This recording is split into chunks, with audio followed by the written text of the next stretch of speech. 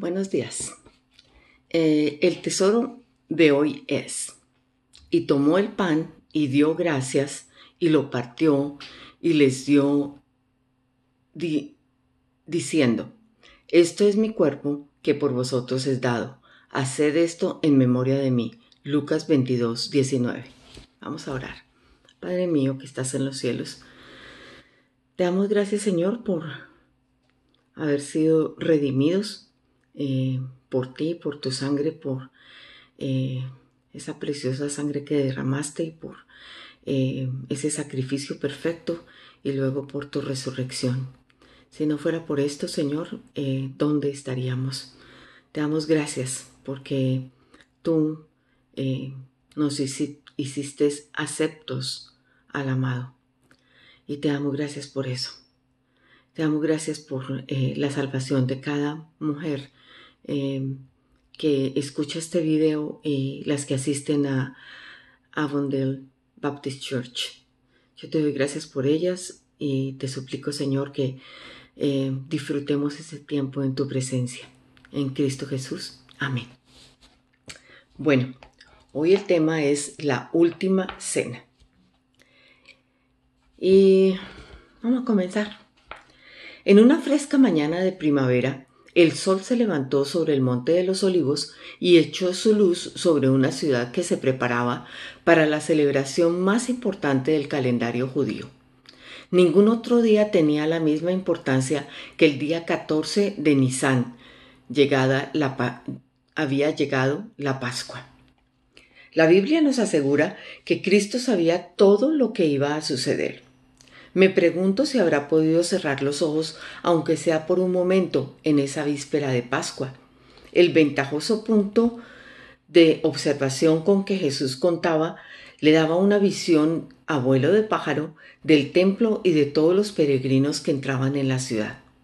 En realidad, cuando el sol se levantó esa mañana, muy apropiadamente, se levantó también junto sobre su cabeza. Malaquías 4:2 dice, nacerá el sol de justicia y en sus alas traerá salvación.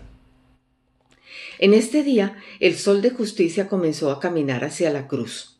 Sin duda, las vestiduras de carne de Cristo nunca habían sido tan incómodas para él. Mientras los últimos granos caían en el reloj de arena, sin duda la sangre corría más violentamente por su sangre, por sus venas, y su corazón trabajaba en exceso. ¿Le habría permitido Dios evitar la tensión de la temida expectativa que había en su pecho? ¿Habría interferido para que su hijo no experimentara toda la gama de expectativa involuntaria en el cuerpo humano? ¿Permitió Dios que temblaran las manos de su hijo?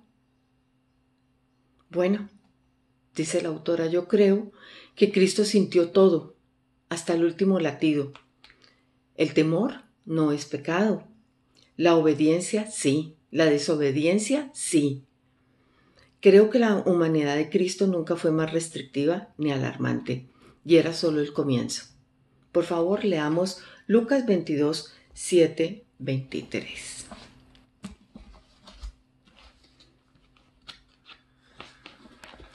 Lucas 22, 7 al 23. Llegó el día de los panes sin levadura, en el cual era necesario sacrificar el cordero de la Pascua, y Jesús envió a Pedro y a Juan diciendo, id, preparadnos la Pascua para que la comamos. Ellos le dijeron, ¿dónde quieres que la preparemos? Él les dijo, he aquí, al entrar en la ciudad os saldrá al encuentro un hombre que lleva un cántaro de agua, seguidle hasta la casa donde entrare. Y decid al padre de familia de esa casa, el maestro dice, ¿dónde está el aposento donde he de comer la Pascua con mis discípulos? Entonces él os mostrará un gran aposento alto, ya dispuesto, preparad allí. Fueron pues y hallaron como les había dicho, y prepararon la Pascua. Cuando era la hora, se sentó a la mesa y con él los apóstoles. Y les dijo, cuánto he deseado comer con vosotros esta Pascua antes que padezca, porque os digo que no la comeré más hasta que se cumpla en el reino de Dios. Y habiendo tomado la copa, dio gracias y dijo: tomad, esto es, y repartidlo entre vosotros, porque os digo que no beberé más del fruto de la vid hasta que el reino de Dios venga. Y tomó el pan y dio gracias y lo partió y les dio diciendo: esto es mi cuerpo que vosotros es dado, haced esto en memoria de mí. De igual manera, después que hubo cenado, tomó la copa diciendo: esta copa es el nuevo pacto en mi sangre que por vosotros se derrama.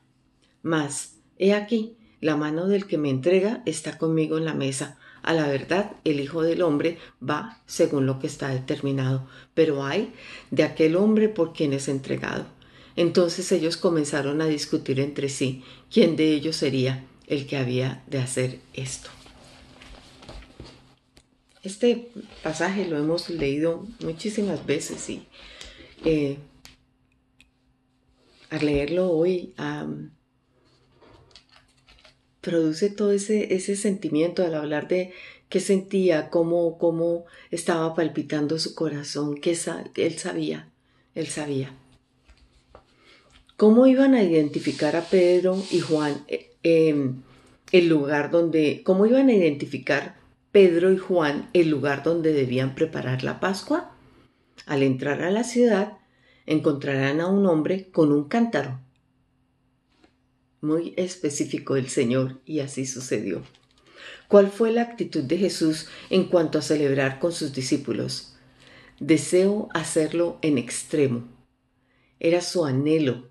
Él ya sabía y quería compartir ese último momento con sus discípulos. El pueblo de Israel había celebrado la Pascua durante 15 siglos, pero esa noche en particular algo sucedió. Cristo no solo observó la antigua celebración de la Pascua, sino que instituyó algo nuevo. Describa el nuevo mandato que Cristo instituyó. Bendijo el pan y el vino en representación de su cuerpo y de su sangre que iban a ser dadas para rescate de muchos. Es evidente, según lo que leemos en el versículo 15, miremos el versículo 15, y les dijo: cuánto he deseado comer con vosotros esta Pascua antes que parezca. Que Jesús había reflexionado mucho sobre la fiesta que se acercaba. Si leyéramos la frase con la fuerza de la doble construcción del idioma original, podría traducirse en forma más exacta como: he deseado con deseo. Aun cuando nunca captamos plenamente la importancia de esta noche, nuestra percepción quedará profundamente marcada por el hecho de que Jesús la consideró muy significativa. Nada relativo a esa noche fue insignificante o accidental. Con la misma omnisciencia que ejerció para organizar las circunstancias del lugar donde se celebraría, Cristo también eligió a sus 2 embajadores. Hasta ahora rara vez habías visto a Pedro y a Juan trabajando juntos y solos. Hemos visto a Cristo encontrándose con cada uno de ellos personalmente, pero cuando estaban reunidos fuera de los 12, casi siempre era con la presencia de Jacobo, el hermano de Juan. No creo que Cristo sencillamente haya levantado la vista, haya visto a Pedro y a Juan y haya decidido que ellos serían tan buenos como cualquier otro para preparar la Pascua. Todo lo contrario, esta profunda obra estaba preparada de antemano para que ellos la llevaran a cabo. Efesios 2:10. Ayer leíamos ese versículo en nuestra escuela dominical, Efesios 2:10. Porque somos hechura suya, creados en Cristo Jesús para buenas obras, las cuales Dios preparó de antemano para que anduviésemos en ellas. Es muy posible que los dos hombres desearan que otro hubiera sido elegido para esas tareas, algunas de las cuales generalmente eran asignadas a las mujeres. La Pascua implicaba una comida muy elaborada en un ambiente muy específico. Quizá se hayan quejado como solemos hacer nosotras. ¿Por qué? Porque quizá no tengamos idea de la importancia de la tarea que Dios nos ha llamado a hacer. Reflexione unos momentos sobre el trabajo que Pedro y Juan hicieron. Leamos la Pascua original en Éxodo 12, 1 al 14. Éxodo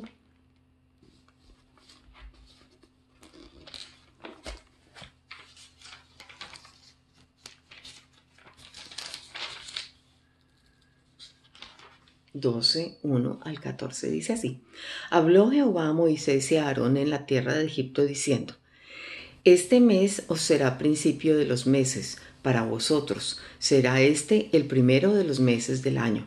Hablad a toda la congregación de Israel diciendo: En el día 10 de este mes tómese cada uno un cordero según las familias de los padres, un cordero por familia. Mas si la familia fuere tan pequeña que no baste para comer el cordero, entonces él y su vecino inmediato a su casa tomarán uno según el número de las personas. Conforme al comer de cada hombre, haréis la cuenta sobre el cordero. El animal será sin defecto, macho de 1 año. Lo tomaréis de las ovejas o de las cabras, y lo guardaréis hasta el día 14 de este mes, y lo inmolará toda la congregación del pueblo de Israel entre las 2 tardes. Y lo guardaréis hasta el día 14 de este mes, y lo inmolará toda la congregación del pueblo de Israel entre las 2 tardes. Y tomará de la sangre y la pondrán en los 2 postes y en el dintel de las casas en que lo han de comer. Y aquella noche comerán la carne asada al fuego, y panes sin levadura con hierbas amargas lo comerán. Ninguna cosa comeréis de él cruda, ni cocida con agua, sino asada al fuego, su cabeza con sus pies y sus entrañas. Ninguna cosa dejaréis de él hasta la mañana, y lo que quedare hasta la mañana lo quemaréis en el fuego. Y lo comeréis así: ceñidos vuestros lomos, vuestro calzado en vuestros pies y vuestro bordón en la mano, y lo comeréis apresuradamente. Es la Pascua de Jehová.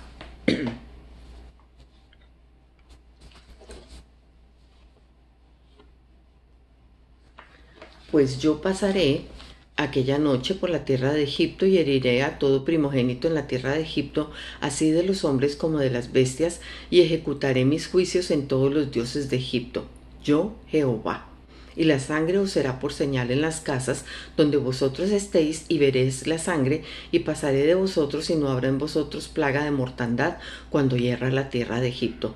Y este día os será en memoria, y lo celebraréis como fiesta solemne para Jehová.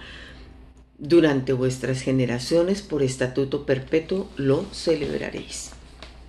¿Qué 3 comidas simbólicas debían comerse durante toda celebración de la Pascua? Versículo 8. Carne asada al fuego, panes sin levadura y hierbas amargas. ¿Cuál es la importancia del pan sin levadura? Primera de Corintios 5, 6, 8. Primera de Corintios 5,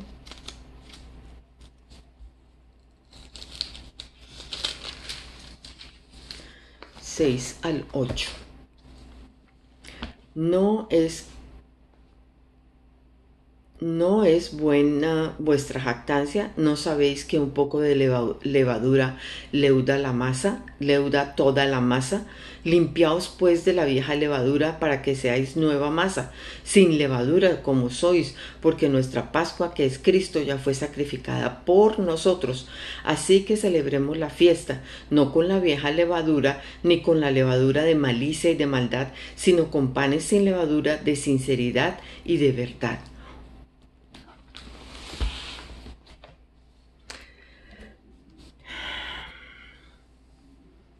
Y en síntesis es sin nada que nos haga crecer, sino con sinceridad y verdad, ¿sí? Porque la levadura hace crecer.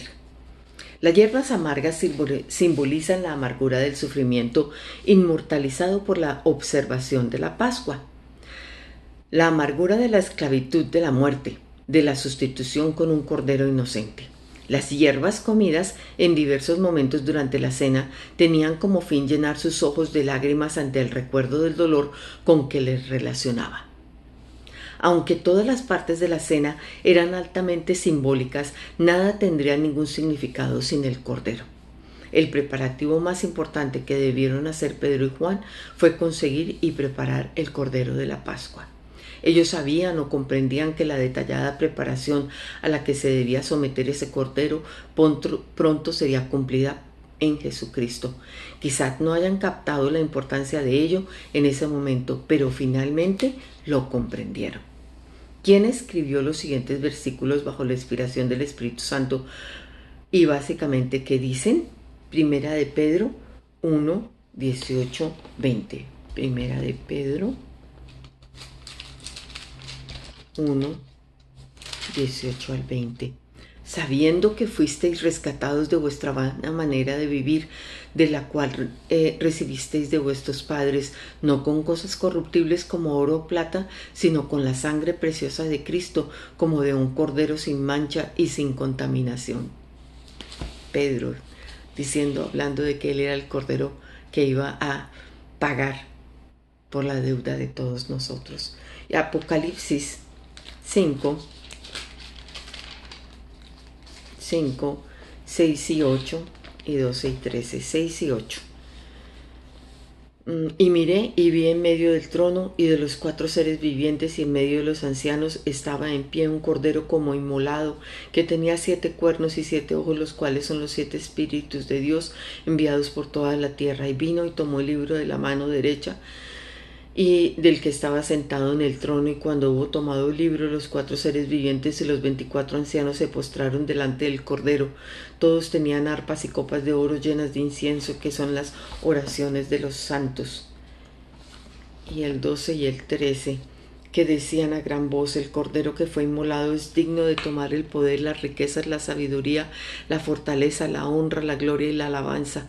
Y a todo lo creado que está en el cielo y sobre la tierra y debajo de la tierra y en el mar, y a todas las cosas que en ellos hay, oí decir: al que está sentado en el trono y al cordero sea la alabanza, la honra, la gloria y el poder por los siglos de los siglos. Qué precioso.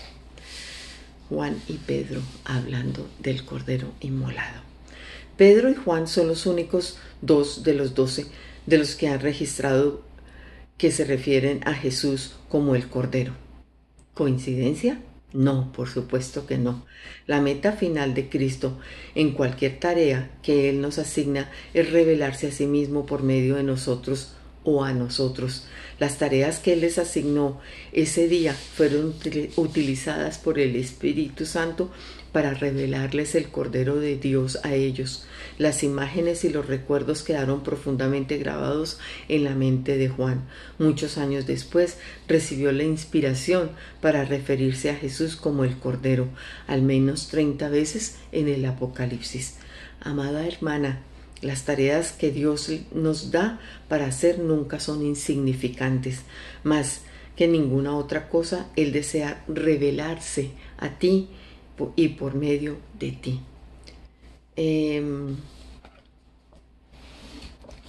Cuando llegó la hora, Jesús y sus discípulos se reclinaron a la mesa.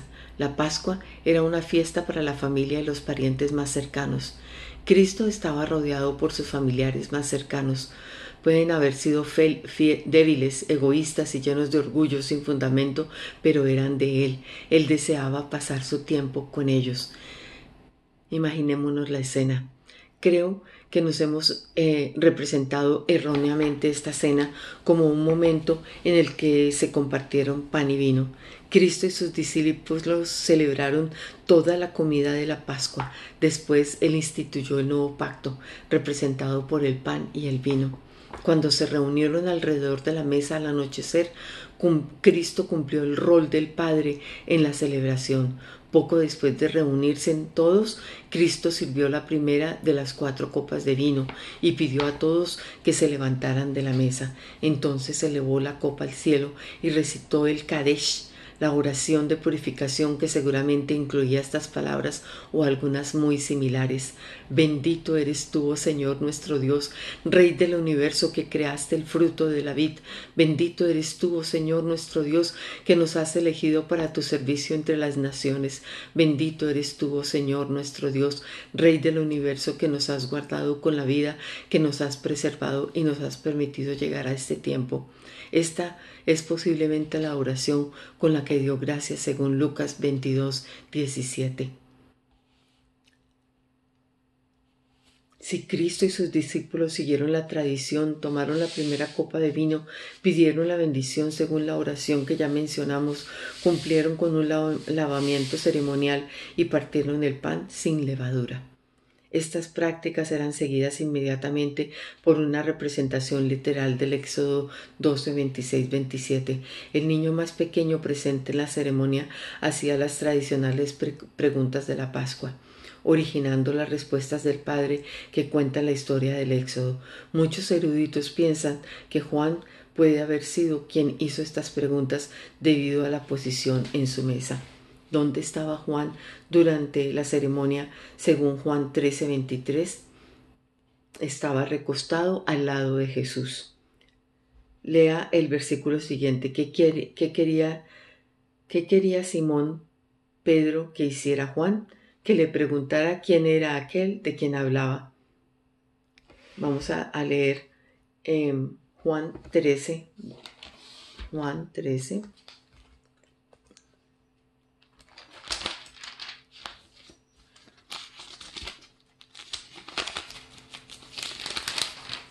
Juan 13:23.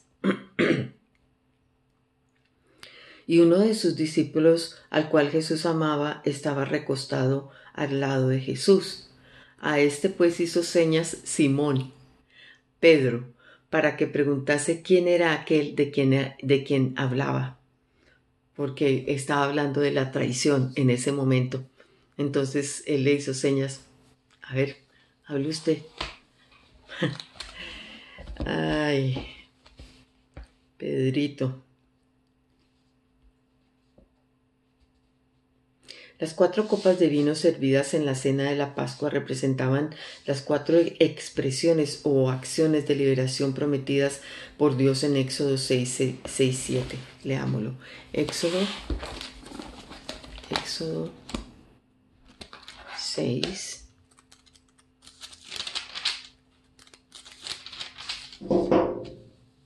6:7. Éxodo 6:7. Por tanto dirás a los hijos de Israel: yo soy Jehová, y yo os sacaré de debajo de las tareas pesadas de Egipto, y os libraré de su servidumbre, y os redimiré con brazo extendido y con juicios grandes. Y os tomaré por mi pueblo y seré vuestro Dios, y vosotros sabréis que yo soy Jehová vuestro Dios, que os sacó de debajo de las tareas pesadas de Egipto. A esta altura de la cena, Cristo sirvió la segunda copa y narró la historia del éxodo de Israel en respuesta a las preguntas. Mi amada amiga y hermana, ¿lo imaginas? Cristo, el Cordero de Dios, sentado en esa mesa contando la historia de la redención. Relató la historia como solo él podía hacerlo y al siguiente día, al anochecer siguiente, la cumplió.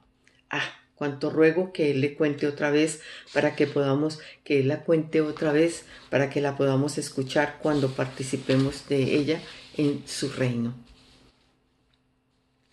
Aquel que fue enviado a proclamar libertad a los cautivos relató la historia de los cautivos que eran liberados de la muerte por la sangre del Cordero.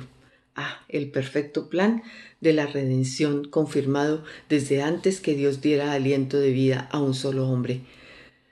La creación de la humanidad no habría tenido sentido sin este extraordinario plan de redención de redención antes de que llegáramos a tener vida para enfrentar nuestra primera tentación. Dios preparó una salida para todos los que la eligieran. En realidad, la decisión de redimir ya estaba sellada y Cristo fue nombrado el Cordero expiatorio aún antes de la creación del mundo. Ver Apocalipsis 13:8.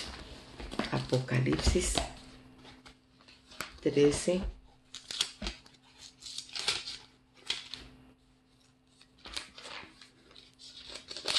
Apocalipsis 13:8.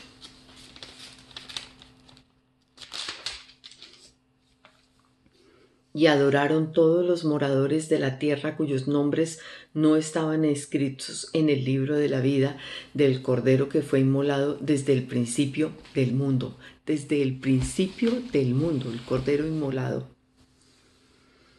Comieron la cena entre la segunda y la tercera copa.